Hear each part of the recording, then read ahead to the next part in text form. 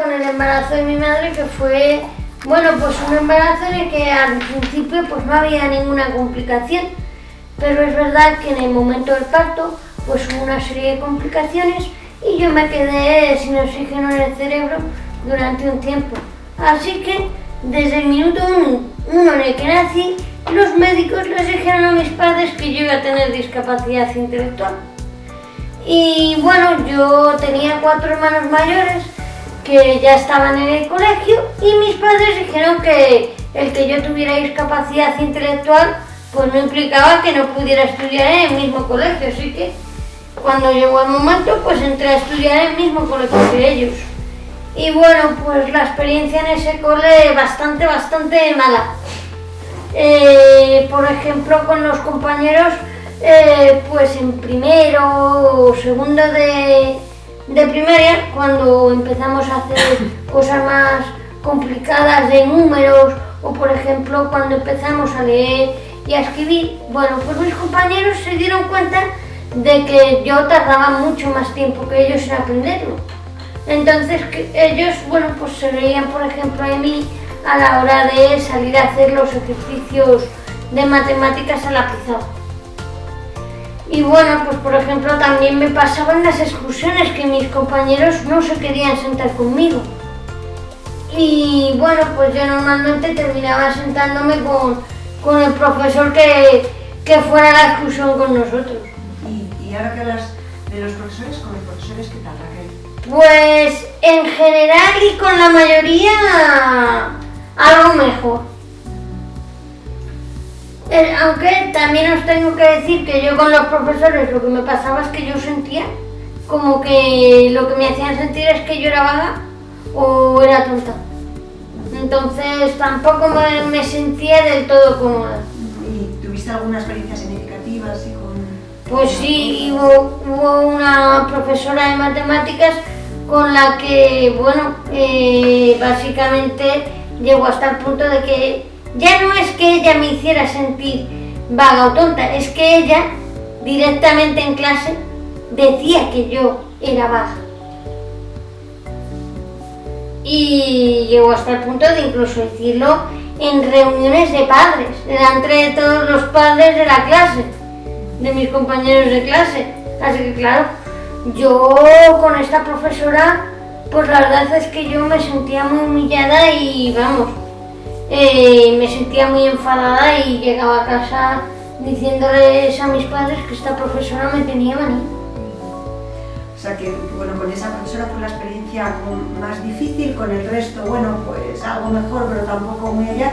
¿Y tuviste algún otro tipo de experiencia con los Pues profesores? sí, tuve una muy positiva con un profesor con el que coincidí en segundo de la ESO y curiosamente era profesor de matemáticas. La asignatura que yo más odiaba y con la que yo tenía pánico en clase. Y bueno, pues este profesor, que se llamaba Francisco, llegó hasta el punto de que por su forma de dar clase y su forma de ser, bueno, pues me hizo sentir a gusto y visible en clase por primera vez. Y bueno, llegó hasta el punto de que me hizo 2 regalos fundamentales, don Francisco. El primero de ellos me hizo descubrir que cuando las matemáticas las entiendes pueden ser divertidísimas. Hasta el punto de que un día yo llegué a casa y mi madre me preguntó que como se acercaba mi cumpleaños, que qué quería que me regalaran por mi cumpleaños. Y yo llegué y le dije, pues mira, el profesor de matemáticas, Francisco, nos ha recomendado un libro de enigmas matemáticos. Claro, ¿qué fue lo primero que hizo mi madre? ¿Estás bien? ¿Tienes fiebre? Me la han cambiado. Me la han cambiado, porque claro, es algo rarísimo. Y bueno, he de decir que de todas maneras el segundo regalo de Francisco fue todavía mejor, porque con Francisco descubrí mi vocación. ¿Queréis saber cuál era esa vocación? Sí, por favor. Bueno, pues esa vocación era ser profesora, porque después de conocer a Francisco me di cuenta que había, bueno, pues otras formas de dar clase que, bueno, pues que como dice justamente esta charla, pues hacían que las clases fueran entornos más protegidos. y que la gente se sintiera pues más a gusto en clase. Y la verdad es que bueno, pues yo llegó un momento en el que dije, ¿quién mejor para empatizar con las personas con dificultades de aprendizaje que alguien que las tiene? Entonces, bueno, pues ahí fue cuando me empecé a ilusionar con el tema de ser profesora. ¿Y qué pasó con esa ilusión? Pues que llegué a primero de bachillerato y me topé contra un muro, porque daba igual que apoyos me buscara, clases particulares, academia, que yo no podía seguir el ritmo tan rápido y tan frenético que seguían mis compañeros. Así que me di cuenta de que yo no iba a poder ir a la universidad ni sacarme el bachillerato. ¿Esto qué hizo? Que me enfadara muchísimo con el sistema educativo. Porque yo además estaba perdida y yo ya no sabía qué estudiar. Entonces llegué a casa y le dije a mi madre que yo ya no quería estudiar. Y mi madre me dijo, me parece muy bien, pero aquí hay que ganarse el pan, así que si no estudias, a trabajar. Sí, y así fue como llegué a la Fundación a la Paz, buscando el trabajo. Bebé, cuento yo eso. Eso fue como hace 13 años ya. No, llevamos ya varios años diciendo 12 años. Va a ser más ya. Y entonces ahí llegó, nos conocimos. Ya no sé hace cuántos años fue. Nos conocimos, coincidimos en un grupo de habilidades sociolaborales, ¿verdad?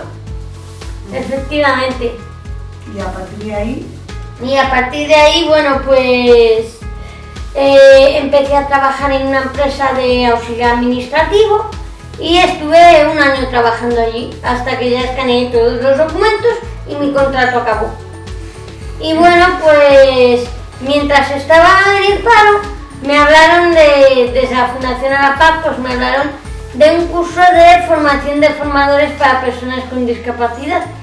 Y bueno, pues en este curso aprendí a dar charlas.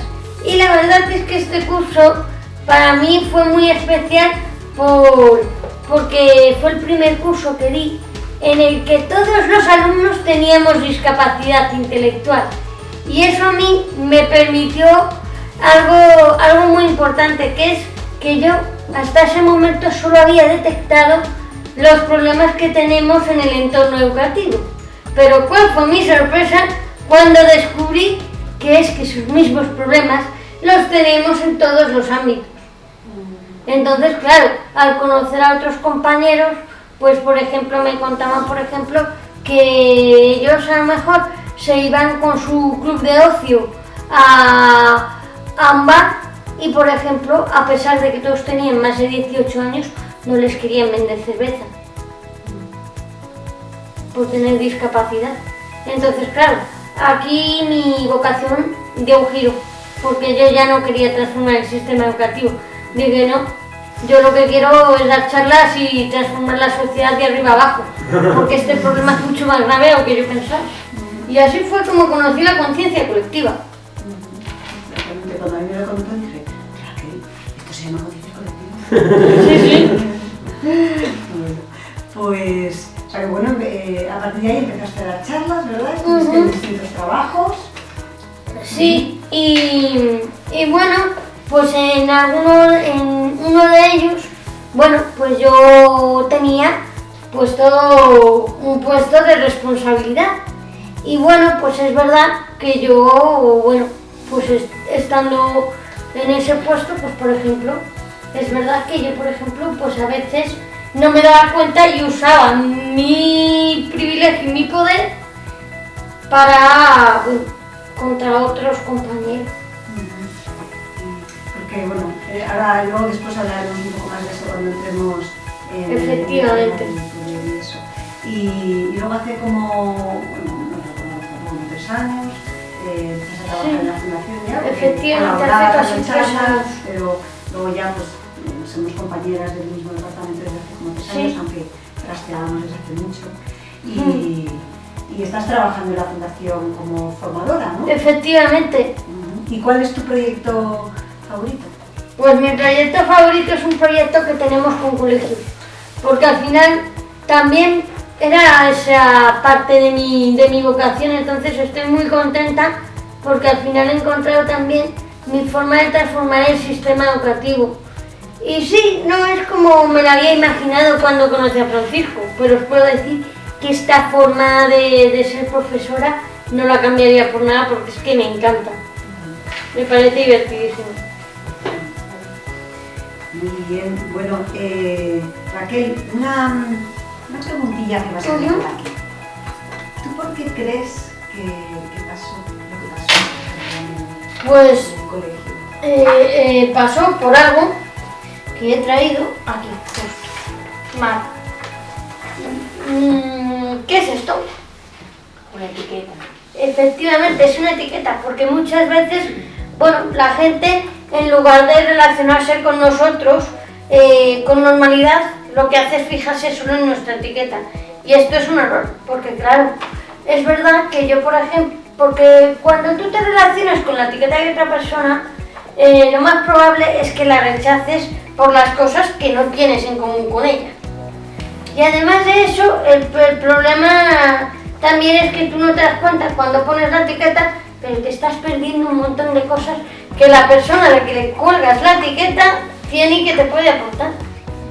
Por ejemplo, mis compañeros de clase se perdieron conversaciones muy interesantes sobre el fútbol conmigo porque no veían que a mí también, que yo, aparte de discapacidad, pues sí, tengo discapacidad intelectual, pero me encanta el fútbol. Pero ellos eso, como solo veían mi etiqueta, pues no lo veían y se perdieron conversaciones sobre fútbol. Con lo cual, con las etiquetas realmente... Con las etiquetas lo que hay que hacer es romperlas. Sí, y además, claro, en estos contextos en los que hay relaciones asimétricas, ¿no, Raquel? Por ejemplo, en los contextos de ayuda, puede ser en las... Pues claro, relaciones de en ayuda. estos contextos todavía es más importante.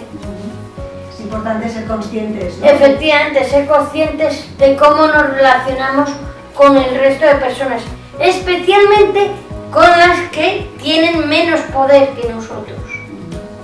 Y en esto que dices, Raquel, ¿cómo crees desde tu experiencia y tu reflexión que podemos hacer en esos casos en los que porque estamos en contextos de relación de ayuda, por ejemplo, o en otros tipos de relación asimétrica, qué podemos hacer para garantizar? Pues lo primero, hacer un giro de cámara. Y bueno, esto es muy raro, así que os lo voy a explicar. Cuando estamos haciendo una foto, por ejemplo, con este móvil, puedo hacerla así. Puedo hacerla así, haciendo una foto a vosotros, o puedo hacerme una foto a mí mismo. Y nosotros lo que proponemos es hacernos una foto a nosotros mismos y hacernos la pregunta de ¿tú cómo te relacionas con las personas que tienen menos poder que tú en relaciones asimétricas? Esa es una gran pregunta de partida.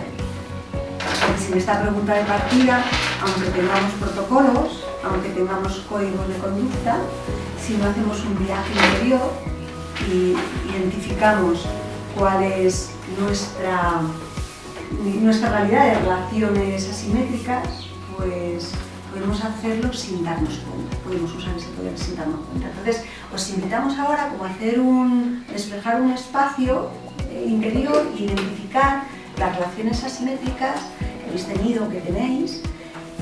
Las relaciones asimétricas existen y está bien. Y pues cuando yo voy al médico quiero que sepa más que yo. Y si voy a una psicóloga, pues también tiene más autoridad en ese contexto que yo, ¿no? Por eso le pago un bastón. Que las relaciones de ayuda también es una relación asimétrica. En la iglesia, en los contextos educativos, hay relaciones asimétricas y eso no tiene por qué ser malo, es necesario.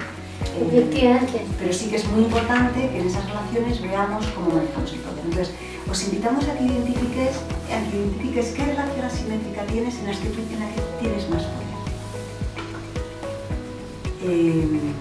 Y si en algún momento, incluso de forma sutil, muy sutil,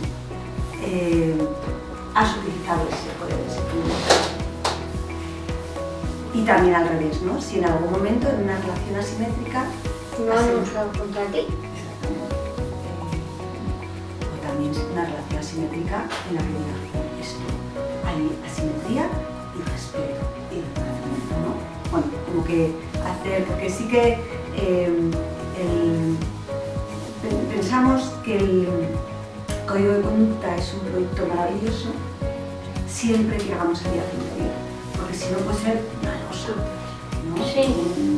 Además, como también nos gusta decir, nada vamos a poder cambiar fuera si primero no queremos cambiarlo nosotros dentro de nosotros. Exactamente. No va a ocurrir nada fuera que no estemos dispuestas a que ocurra dentro, ¿no? Les hacemos un par de minutitos así de silencio y hacemos ese viaje interior.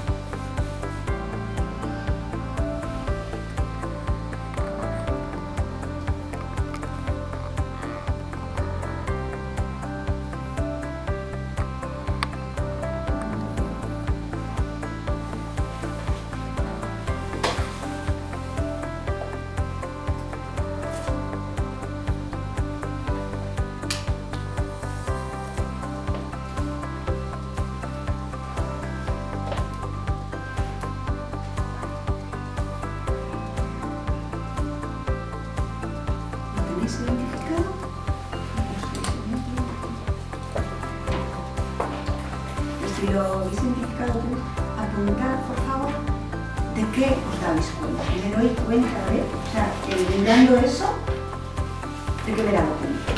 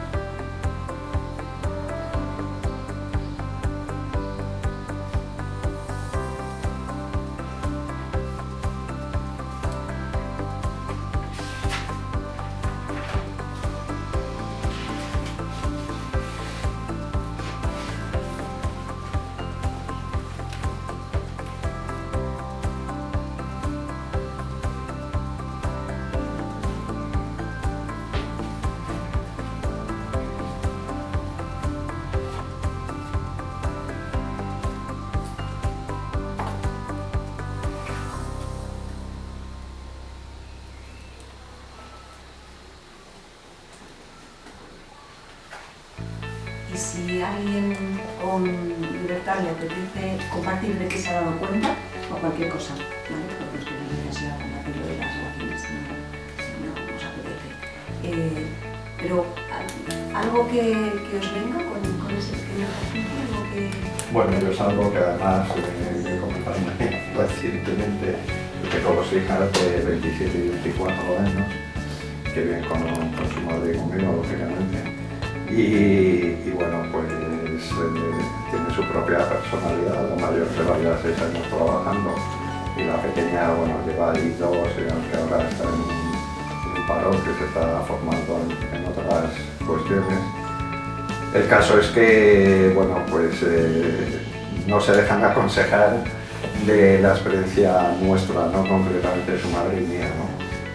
Y frecuentemente tenemos discusiones y algunas veces la pequeña tiene un carácter muy parecido al mío, que es bastante explosiva y que de primeras es no y no, y chocamos porque somos muy semejantes. Entonces ella recientemente se está preparando para examinarse del Advance de inglés, porque ella es profesora y lo necesita para su trabajo.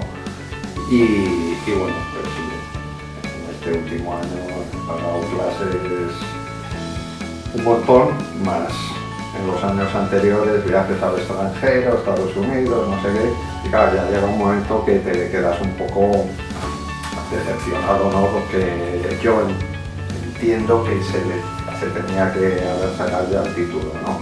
Y no ha sido capaz de sacarlo, pues bueno, pues tiene más dificultades que su hermana con los idiomas, y yo llega un momento que me cierro en banda y me pongo en la posición de padre, de autoridad. Yo tengo el poder económico sobre ella, digo, mira, ya es que te cierro el grifo, o sea, porque es que ya no voy a seguir financiando esto, ¿no?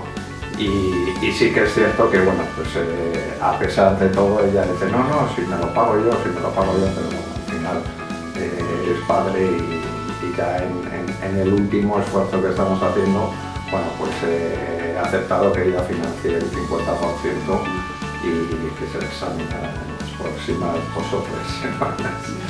Pero sí que es cierto que yo cuando se pone con su hermana en otros temas, bueno, yo al final las amenazo con que se hagan una maleta y se vayan de casa, porque tienen la capacidad de pagarse con amigas o como sea un alojamiento, pero se ve mejor en casita, ¿no? Y bueno, pues ahí esa posición de poder que tengo yo como padre por ser el que con su madre hacemos frente a todo, pues la utilizo cuando me saltan los plomos.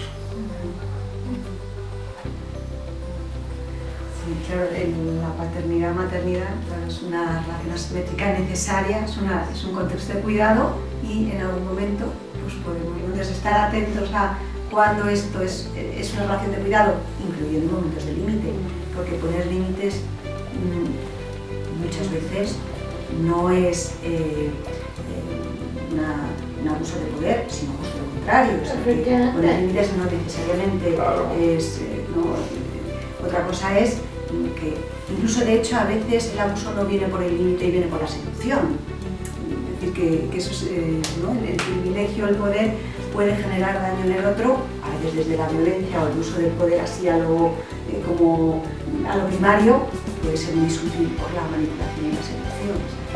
Pero bueno, está muy bien como hacer el giro y decir, bueno, ¿dónde este límite está al servicio del acompañamiento y dónde este límite está al servicio de mi poder, de mi ego, ¿no? Ese ejercicio sutil de mirarme a mí mismo. En mi caso lo relaciono con el trabajo, porque hay un compañero mío que siempre dice, si a mí me mandaban más trabajo del que debería haber hecho cuando era becario, yo a mi becario se lo voy a mandar también. Entonces yo siempre me digo que está equivocado. Pero cada vez que dice eso me doy cuenta de que es muy fácil caer en el, bueno, si me lo han hecho a mí, lo puedo hacer yo también. Y no, es justo lo contrario, si me lo han hecho a mí y no me gustó, precisamente debería luchar porque no se hiciera. Sí, es que esa es la dinámica de las novatadas, ¿no? Las dinámicas de las novatadas este año me lo hacen, pero el año que viene pues me desquito, ¿no? Entonces, cuando alguien termina con la cadena, ¿no? Muy bien.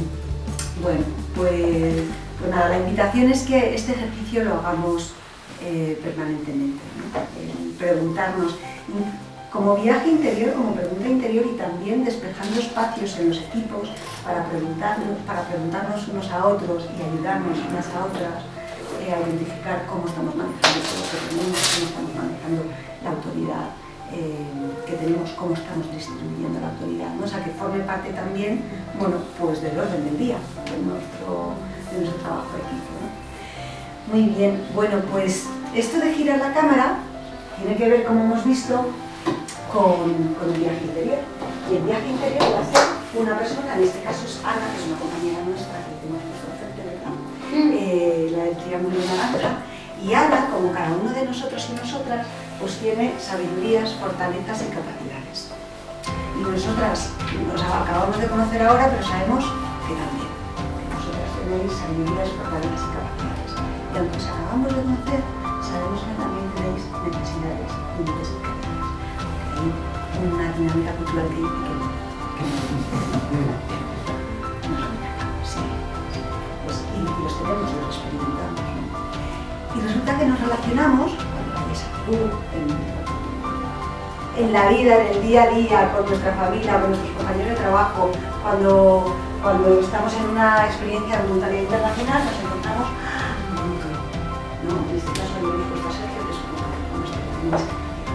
Entonces, ese tú, pues sí que también tiene sabidurías y fortalezas, ¿no? Las personas con las que vais a trabajar en el sur o las personas con las que nos relacionamos en el día a día, pues también tienen fortalezas, sabidurías y capacidades. Y también tienen, como nosotras, necesidades, límites y carencias. Y podemos elegir distintos modos de relación, porque los modos de relación, lo que hacemos en el voluntariado, donde nos jugamos el voluntariado no es en lo que hacemos, esto ya lo sabemos, no es ni siquiera en cómo lo hacemos. El kit de la cuestión es el desde dónde lo hacemos, el lugar interior desde el cual actuamos. Lo que pasa es que muchas veces no sabemos, eso está en punto ciego, ¿no? Y podemos elegir más o menos conscientemente, más o menos visiblemente, relacionarnos desde nuestras fortalezas hacia las limitaciones de la otra persona, ¿no? Y entonces, bueno, pues ahí se genera asistencialismo, paternalismo, dependencia, porque al final provocas que el triángulo amarillo dependa mucho más de ti. Exactamente. Y si colocas el poder en un lugar de privilegio, puede generar abuso también, ¿no? Sabemos que en la teoría, pues no, superadísimo. En la teoría es superadísimo. Y en nuestras prácticas, pues hay que poner mucha cámara, mucho giro de quemado, porque es que no sale mucho. Aunque por supuesto no lo vamos a encontrar nunca en un plan de acción, nuestros discursos, nuestros argumentarios van justo lo contrario, ¿no? A veces puede ocurrir algo diferente. Todos estamos en el ámbito de la cooperación del voluntariado internacional. ¿Tú también has participado? Sí, porque vale, es cooperación al desarrollo. Vale, muy bien. Podemos caer también en otra dinámica, que es pues sobrevalorar y idealizar al sur y a las personas del sur como la pureza, la felicidad, ¿no? Nosotros no somos felices, pero ahí, claro, la felicidad pura, los pobres, el anahuín, ¿no? El pobre feliz y puro. Bueno, esto, si nos vamos un tiempo, pues se nos va a caer, ¿no? Porque las personas son personas y los pobres no es que merezcan la dignidad y los derechos porque sean buenos y maravillosos, sino porque son personas. Pero bueno, esta es otra forma, otro desde dónde, ¿no? Este es el desde dónde que proponemos, ¿no? Hay algo, somos una comunidad de iguales en dignidad y derechos. En todo lo demás somos diversos y diversas y eso es maravilloso. Pero sí somos iguales en dignidad y derecho. Y la propuesta es, primero, hacer un viaje interior para conectar con nuestra dignidad, porque sin ese viaje es muy difícil conectar con la dignidad del otro. Y bueno, pues hacer ese recorrido, ¿no? De la dignidad a la dignidad y del derecho al derecho. Y ahí podemos generar entornos seguros, entornos de cuidado, entornos atravesados por el reconocimiento, por el respeto, ¿no? Esa es la propuesta. Pero claro, Raquel, es que por lo que nos has dicho, esto tiene alguna dificultad, ¿no? ¿Es fácil? Pues sí, esto tiene una gran dificultad. ¿Por qué? Porque el problema es que el privilegio y el poder son invisibles y es muy difícil detectarlo. Exactamente, cuando algo está en la parte de abajo del iceberg, pues el Titanic se estrella con él, o sea, el Titanic naufraga por la parte invisible, no por la parte visible, ¿no? Entonces, bueno, pues eso lo sabemos Raquel y yo, porque Raquel, tú y yo, ¿cómo tenemos eso del...? Eso nosotros lo vivimos. Lo vivimos porque es verdad que, por ejemplo, la sociedad da muchísimo más poder y muchísimo más privilegios a una persona que no tiene discapacidad que a una persona que tiene discapacidad. Al final el privilegio son beneficios no ganados que la sociedad te otorga simplemente por pertenecer a un colectivo que está sobrevalorado en el sistema en el que te encuentras. Y el sistema puede ser pues, la sociedad en general, su cultura, o puede ser algo más concreto, pues, como la Iglesia, por ejemplo. La Iglesia, la autoridad, no está distribuida así como horizontalmente, ni siquiera el valor simbólico, por ejemplo, de lo que dice pues, un sacerdote, pues a lo mejor no es el mismo valor simbólico que el que dice una laica, ¿no? Entonces, ahí son contextos en los que tenemos que identificar también los riesgos de vulnerabilidad, ¿no? Quién tiene más poder, quién tiene más privilegio, ¿no? Raquel, claro, tú nos dices, pues es que esto es invisible y es muy difícil de ver. ¿Qué hacemos? Danos un rayito de esperanza, por favor. ¿Es posible pasar de lo invisible a lo visible? Sí, aunque sea invisible, puedes hacerlo consciente y una vez que lo haces consciente, ya lo puedes ver. ¿Nos lo explicas así con algún...? Pues sí, os lo voy a explicar con un ejemplo muy sencillo que sale en la película de Matrix. En la película de Matrix, si la habréis visto, veréis que hay un momento en el que aparece Morfeo, que es ese señor de ahí, y se pone a hablar con Neo.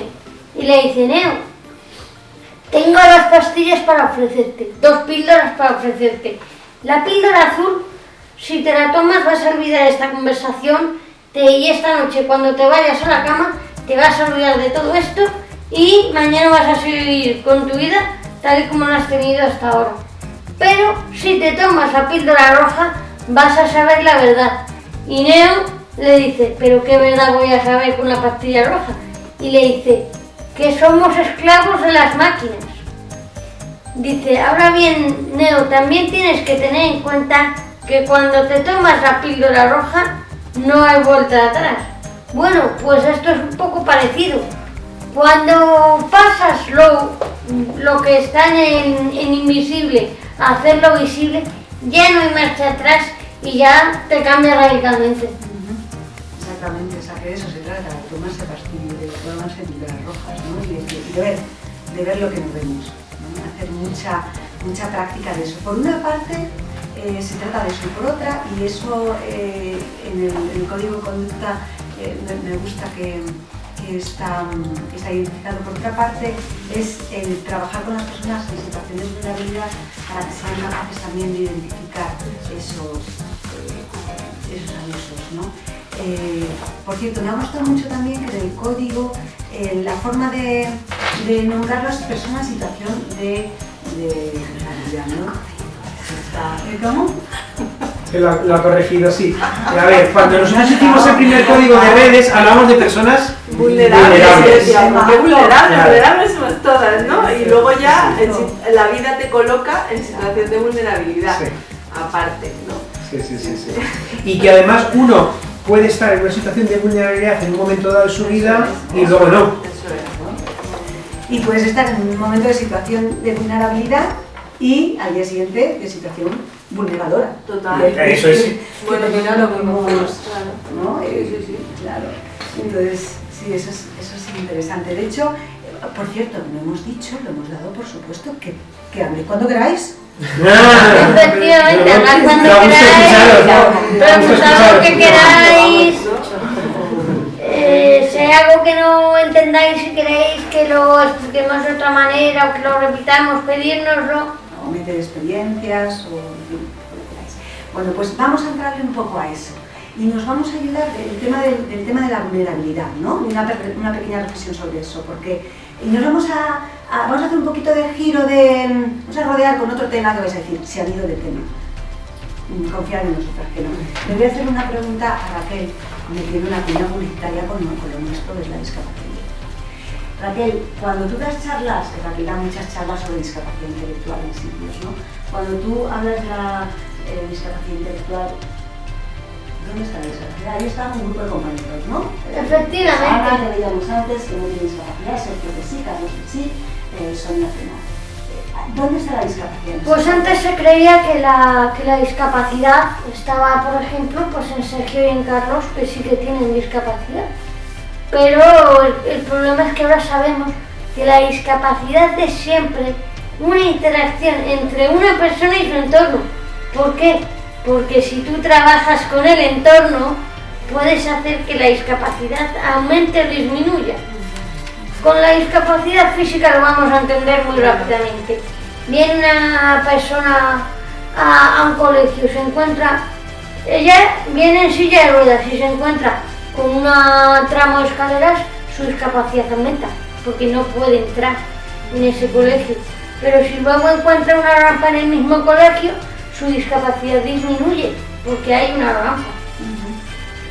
En la sociedad ha ido entendiendo el tema de la discapacidad física. Con la intelectual hay más lucha, Con la ¿no? intelectual el problema es que como se ve menos, pues el problema es que tenemos que picar mucha más piedra para que se vea. El tema de la accesibilidad cognitiva, los entornos cognitivos, la lectura fácil, Efectivamente. ahí estamos.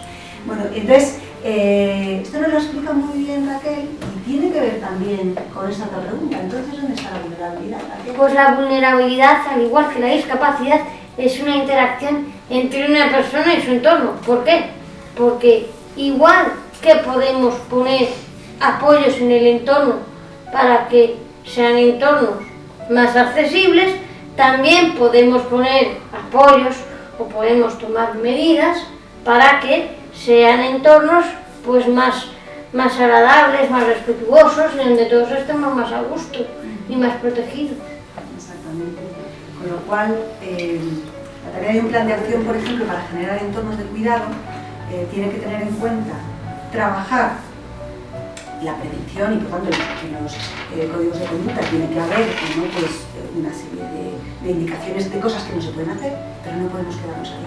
No podemos al final convertir los planes de generar espacios de cuidado en prohibiciones, sino que tenemos que trabajar con las personas para que identifiquemos nuestros espacios de poder y sepamos limitarlo.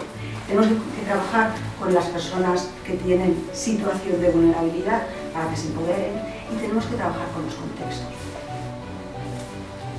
Tenemos que trabajar transformando las instituciones.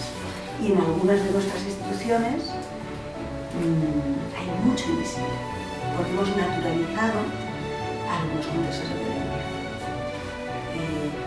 Muy sutiles, entre comillas, pero que si los viéramos desde fuera, si tuviéramos una mirada antropológica y viniéramos de Marte y viéramos eso, pues por ejemplo, pues, dónde estamos situados geográficamente las mujeres en determinados ámbitos, pues a lo mejor fuerte, ¿no? Pero está tan naturalizado que está invisible, ¿no? Entonces hay que trabajar con la persona en situación de poder, con la persona en situación de vulnerabilidad y con los contextos, con las instituciones, porque si no transformamos las instituciones y los entornos que no hay pues las escaleras están ahí. Mira, ayer escuché una cosa en la radio que ya con María, que lo había hablado yo otras veces, salió un niño de 8 años que le dijo a su padre, ayer lo contó el padre, que una niña de 8 años que llegó muy cabreada a casa porque el patio del colegio estaba invadido por los niños y las niñas estaban en una esquina.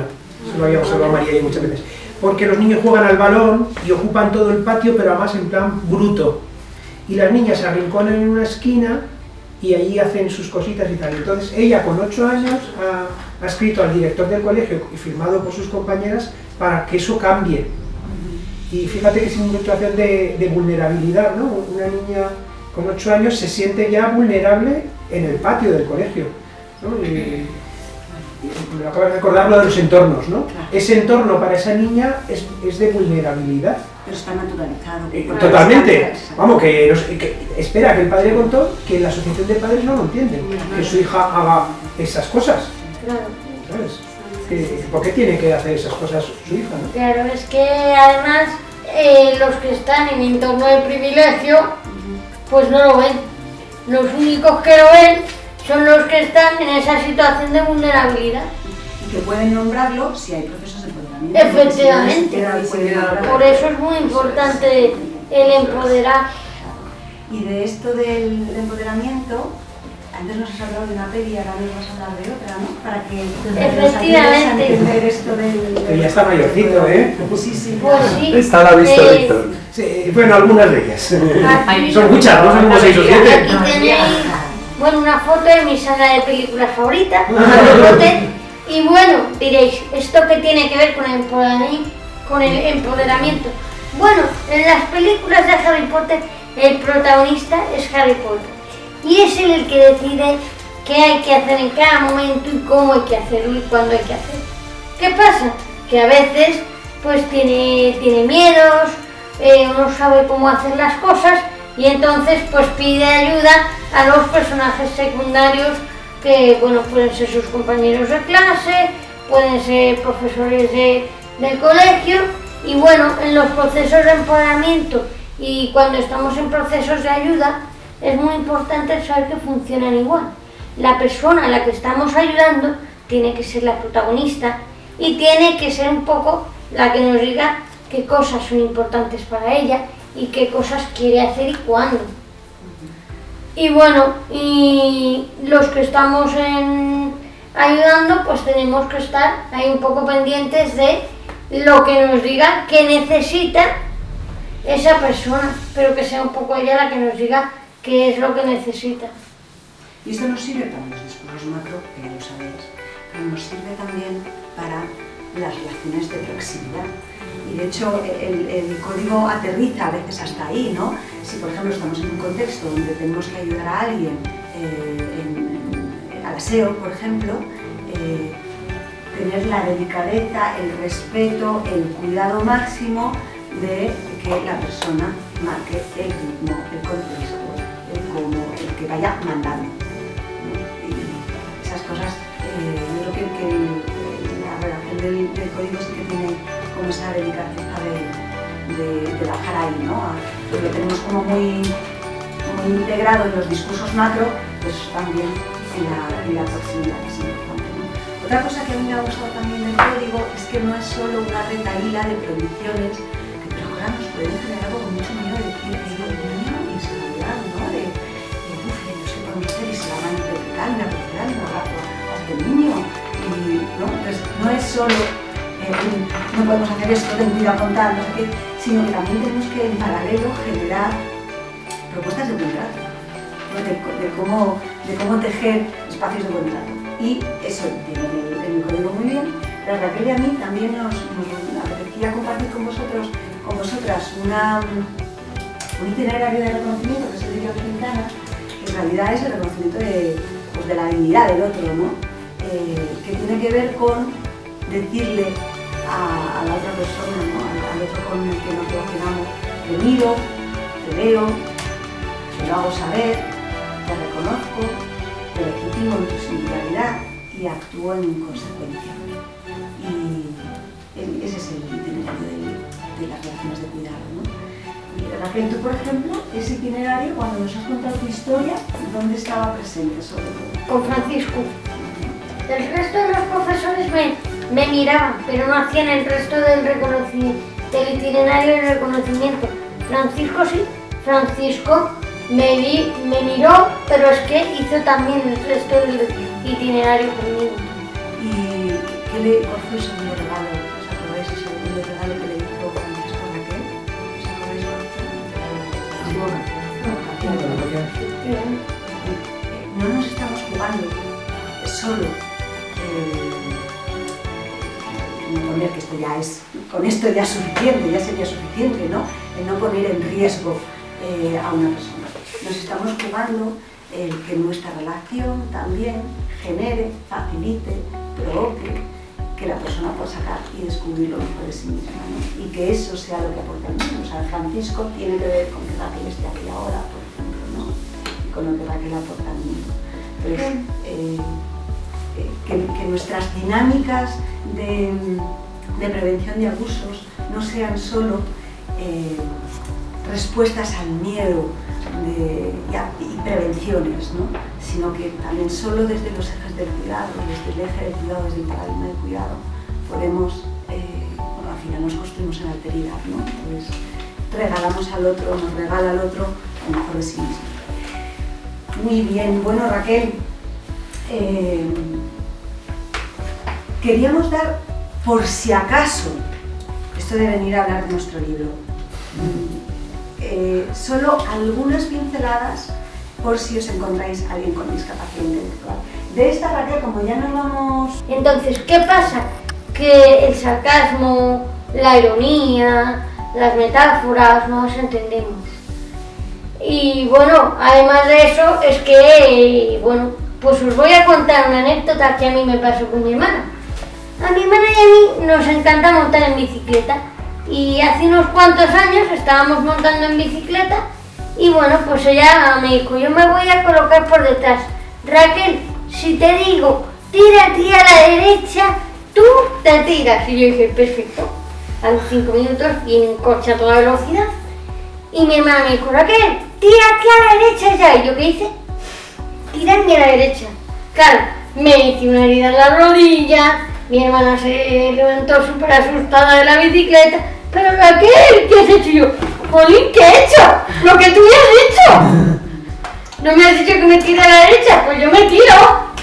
Entonces, por ejemplo, si estamos trabajando con personas con discapacidad intelectual y decimos, o alguien le dice, hay que trabajar mucho en ese sentido con ellos, porque si alguien le dice, nos tomamos un café y lo que surja, un café y lo que surja es un café y lo que surja. Efectivamente. ¿No? Es decir, que en estos contextos el tema de usar los dobles sentidos no funciona.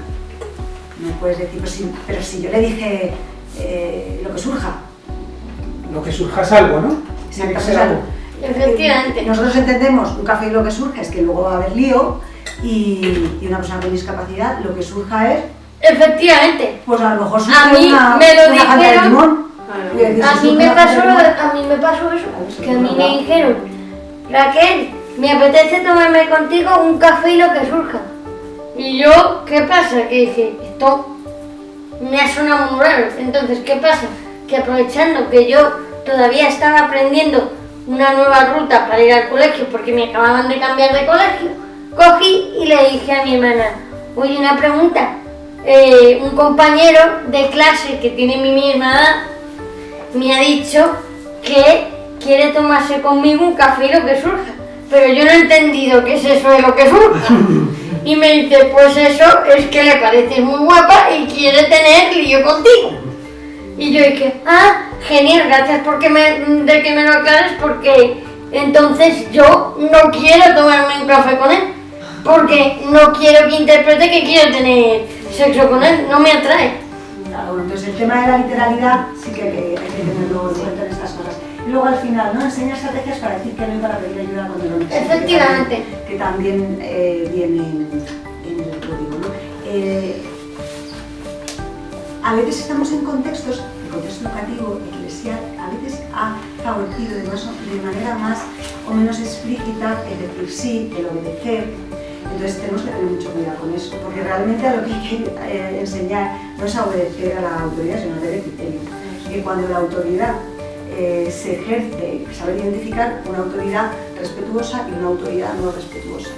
Y saber aprender y ofrecer habilidades y herramientas a la persona para saber decir que no, para saber pedir ayuda, para saber romper con situaciones que están vulnerando que están poniendo en una situación que no desea estar, ¿no? Entonces, y venimos de tradiciones y de culturas en las que el sí y bueno, pues el decir lo que la otra persona espera, pues es lo que hemos venido esperando, diciendo, ¿no? Muy bien.